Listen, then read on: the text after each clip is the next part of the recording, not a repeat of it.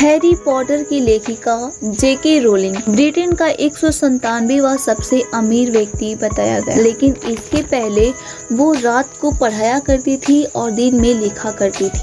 18 महीने बाद वे एक पुर्तगाली टेलीविजन जर्नलिस्ट जॉर्ज ऑरेंज से मिली। दोनों के विचार आपस में मिलते जुलते थे। 16 अक्टूबर 1992 को रोलिंग ने जॉर्ज ऑरेंज से शादी कर ली और 27 जुलाई 1993 को उनकी बेटी जेसिका इजाबेल का जन्म हुआ। लेकिन डोमेस्टिक एब्यूज घरेलू दुर्व्यवहार से परेशान होकर रोलिंग 17 नवंबर 1993 को जॉर्ज से अलग हो गई। फरवरी 2013 में BBC रेडियो 4 पर उन्हें यूनाइटेड किंगडम की 13वीं सबसे पावरफुल महिला 13th मोस्ट पावरफुल वुमेन बताया गया। 2016 में संडे टाइम्स रिच लिस्ट ने रोलिंग को 600 मिलियन पाउंड की संपत्ति के साथ उन्हें ब्रिटेन का 197वां सबसे अमीर व्यक्ति बताया गया। हैरी पॉटर की लेखिका।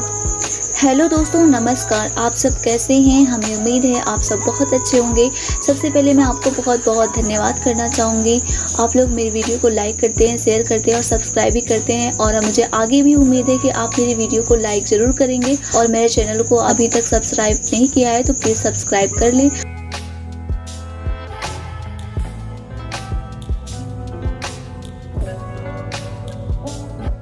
जेके रोलिंग एक ब्रिटिश नॉवेलिस्ट और स्क्रीन राइटर हैं। उनका पूरा नाम जॉन कैथलीन रोलिंग है। वो जॉन मुर्रे नाम से भी जानी जाती हैं। जेके रोलिंग आज वर्ल्ड की सबसे फेमस राइटर में से एक हैं और उनका लिखा Harry Potter novel 12th century का सबसे फेमस नॉवेल है। हैरी पॉटर सीरीज की बुक्स ने कई अवार्ड जीते हैं और उनकी 400 मिलियन से भी ज्यादा कॉपीज बिक चुके हैं। ये दुनिया की दूसरी बेस्ट सेलिंग बुक्स। रोलिंग का जन्म 31 जुलाई 1965 को यॉर्क ग्लॉस्टरशायर इंग्लैंड में हुआ था। उनके पिता Peter James Rowling Rolls Royce नाम की कंपनी में एयरक्राफ्ट इंजीनियर थे और मां एनी राउलिंग एक साइंस टेक्नीशियन थी। जब रोलिंग 4 साल की थी तो उनका परिवार पास ही के एक गांव विंटरबॉर्न में रहने चला गया। वहां उन्होंने सेंट माइकल प्राइमरी स्कूल में पढ़ाई की। अल्फ्रेड डन को ध्यान में रखकर उन्होंने हैरी पॉटर के हेड मास्टर अल्बस डम्बलडोर का किरदार लिखा। इस समय वे फैंटेसी कहानियां लिखती थी और अपनी बहन को पढ़ाती थी। उन्होंने वाइडेन स्कूल एंड कॉलेज में सेकेंडरी स्कूल की पढ़ाई की। रोलिंग की एक आंटी ने उन्हें जेसिका मिडफोर्ड की ऑटोबायोग्राफी होन्स एंड रिबल्स पढ़ने को दी। इसके बाद मिडफोर्ड रोलिंग की हीरोइन बन गई और उन्होंने इनकी सारी किताबें पढ़ी। 1982 में रोलिंग ने ऑक्सफोर्ड यूनिवर्सिटी में पढ़ने के लिए एंट्रेंस एग्जाम दिए, लेकिन उन्हें एडमिशन नहीं मिला। तब मजबूरन उन्हें एक्सीटर यूनिवर्सिटी से फ्रेंच और क्लासिक्स में BA करना पड़ा। अपनी पढ़ाई के सिलसिले में वे कुछ समय पेरिस में भी रही। 1986 में रोलिंग एक्सीटर से ग्रेजुएशन हुई और एमनेस्टी इंटरनेशनल नाम की एक कंपनी के लिए रिसर्च और बिलिंगुअल सेक्रेटरी का काम करने लंदन चली गई। 1990 में रोलिंग ने मैनचेस्टर में रहने का फैसला किया, जहां उन्होंने चैम्बर ऑफ कॉमर्स में काम किया। जब वह मैनचेस्टर से लंदन आने के लिए ट्रेन से सफर कर रही थी तो उनके मन में जादूगरी के स्कूल में पढ़ने वाले एक यंग बॉय हैरी पॉटर की कहानी पूरी तरह से बना चुकी थी। फिर जैसे ही वो लंदन के अपने फ्लैट पर पहुंची तो उन्होंने तुरंत लिखना शुरू कर दिया। उसी साल उनकी मां एनी चल बसी। रोलिंग उस समय हैरी पॉटर लिख रही थी, लेकिन अपनी मां को इसके बारे में कभी नहीं बताया था। मां के अचानक मौत से रोलिंग के लेखन पर बहुत ज्यादा प्रभाव पड़ा, इसलिए उन्होंने अपने पहले बुक में हैरी की फीलिंग हर्ट होने के बारे में काफी डिटेल से लिखा है। रोलिंग अपने दर्द को छिपाने के लिए लिखने में डूब गई। इस समय हैरी पॉटर के मेहनती कैरेक्टर हरमियोनी का जन्म हुआ। अब रोलिंग जॉब की तलाश में थी, तभी उन्होंने ब्रिटिश न्यूज़पेपर द गार्जियन में पुर्तगाल में इंग्लिश लैंग्वेज पढ़ाने के लिए एक जॉब का एडवर्टाइजमेंट देखा और पोर्टो पुर्तगाल में रहने चली गई। वहाँ वे रात को पढ़ाया करती थी और दिन में लिखा करती थी। 18 महीने बाद वे एक पुर्तगाली टेलीविजन जर्नलिस्ट जॉर्ज ऑरेंज से मिली। दोनों के विचार आपस में मिलते जुलते थे। 16 अक्टूबर 1992 को रोलिंग ने जॉर्ज ऑरेंज से शादी कर ली और 27 जुलाई 1993 को उनकी बेटी जेसिका इजाबेल का जन्म हुआ। लेकिन डोमेस्टिक एब्यूज घरेलू दुर्व्यवहार से परेशान होकर रोलिंग 17 नवंबर 1993 को जॉर्ज से अलग हो गई। इसके बाद रोलिंग अपनी छोटी बच्ची के साथ एडिनबर्ग स्कॉटलैंड अपनी बहन के पास रहने चली गई। अब तक वो हैरी पॉटर के 3 चैप्टर लिख चुकी थी। ये टाइम रोलिंग के लिए काफी दुख भरा था। उनकी शादी असफल हो चुकी थी, एक बच्चे की जिम्मेदारी उनके ऊपर थी और उनके पास कोई भी काम नहीं था। इस समय वो इतनी डिप्रेस थी कि सुसाइड तक कर सकती थी, लेकिन हिम्मत न हारते हुए उन्होंने केवल अपने लेखन पर ध्यान दिया। इस समय हैरी पॉटर को सोल सॉकिंग क्रिएचर्स ने जन्म लिया। अपना और अपनी बेटी का खर्चा उठाने के लिए रोलिंग ने वेलफेयर बेनिफिट्स का फॉर्म अप्लाई किया। इसके तहत ब्रिटिश सरकार गरीब और सिंगल पेरेंट्स को लिविंग के लिए पैसे देती है और उन्हें घर चलाने के लिए सरकार की तरफ से पैसे मिलने लगे।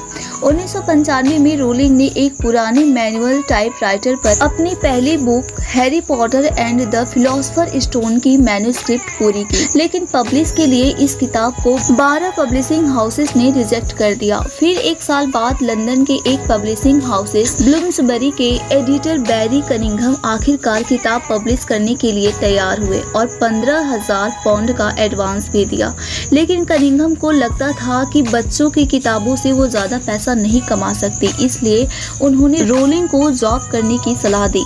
इसके बाद 1997 में रोलिंग को स्कॉटिश आर्ट्स काउंसिल से एक 8,000 पाउंड दिए गए ताकि वो अपनी राइटिंग जारी रख सके। 26 जून 1997 को ब्लूम्सबरी पब्लिशिंग हाउस ने फिलोसोफर स्टोन की 1000 कापियां पब्लिश की, जिनमें से 500 लाइब्रेरीज में बांटी गई। आज ऐसी कापियां 16,000 से लेके 25,000 पाउंड की मिलती हैं। 500 लाइब्रेरीज में बांटी गई आज ऐसी कापियां 16,000 से लेके 25,000 पाउंड की मिलती हैं।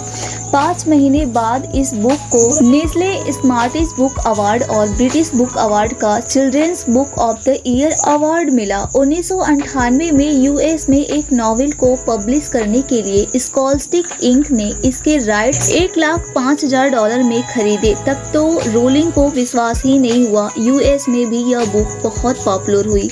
इसका sequel Harry Potter and the chamber of secrets 2 जुलाई 1998 को पब्लिश हुआ और फिर रोलिंग ने स्मार्टेस्ट प्राइज जीता। 8 जुलाई 1999 में तीसरा novel Harry Potter and prisoner of Azkaban release हुआ। इसने तीसरी बार भी स्मार्टेस्ट अवार्ड जीता। उनके चौथे novel Harry Potter and the goblet of prize को एक साथ ब्रिटेन और अमेरिका में 8 जुलाई 2000 को लॉन्च किया। इसने दोनों देशों में बिक्री का रिकॉर्ड तोड़ दिया। किताब की 3,72,775 कॉपियां यूके में पहले दिन ही बेची गई और अमेरिका में किताब ने अपने पहले 48 घंटों में 3 लाख कॉपियां बेची। 2000 के ब्रिटिश बुक अवार्ड में रोलिंग को author of the year nominate किया गया। 2001 में रोलिंग ने नील मुर्रे नाम के एक डॉक्टर से दूसरी शादी की। 24 मार्च 2003 को उनका बेटा डेविड गार्डन राउलिंग मुर्रे पैदा हुआ। 5वीं Harry Potter novel Harry Potter और ऑर्डर ऑफ द फिनिक्स 21 जून 2003 को रिलीज हुई। 2004 में फोर्ब्स ने रोलिंग को किताबें लिखकर अरबपति बनाने वाली पहली लेखक और वर्ल्ड की दूसरी सबसे अमीर फीमेल एंटरटेनर बताया। रोलिंग की सबसे छोटी बेटी मैकेंजी जीन राउलिंग मुर्रे का जन्म 23 जनवरी 2005 को हुआ। छठी किताब Harry Potter and the half blood Prince 16 जुलाई 2005 को रिलीज की गई थी। इसके रिलीज होने से पहले 24 घंटे में 9 मिलियन कॉपियां बिकने से सारे सेल्स रिकॉर्ड टूट गए।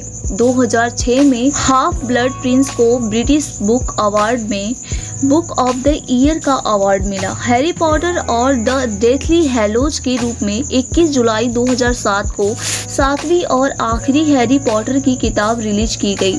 यह सारे रिकॉर्ड तोड़ते हुए best selling book of the time बन गई। यूके और यूएस में रिलीज होने के पहले दिन में ही इसकी 11 मिलियन कॉपियां बिक गई। आज हैरी पॉटर लगभग 15 अरब US डॉलर का एक ग्लोबल ब्रांड है और पिछली 4 हैरी पॉटर इतिहास में लगातार सबसे तेजी से बिकने वाली book fast selling books of the history होने का रिकॉर्ड रखती है। ये बुक्स दुनिया भर की 65 भाषाओं में ट्रांसलेट की गई है। फरवरी 2013 में BBC रेडियो 4 पर उन्हें यूनाइटेड किंगडम की 13वीं सबसे पावरफुल महिला 13th मोस्ट पावरफुल वुमेन बताया गया।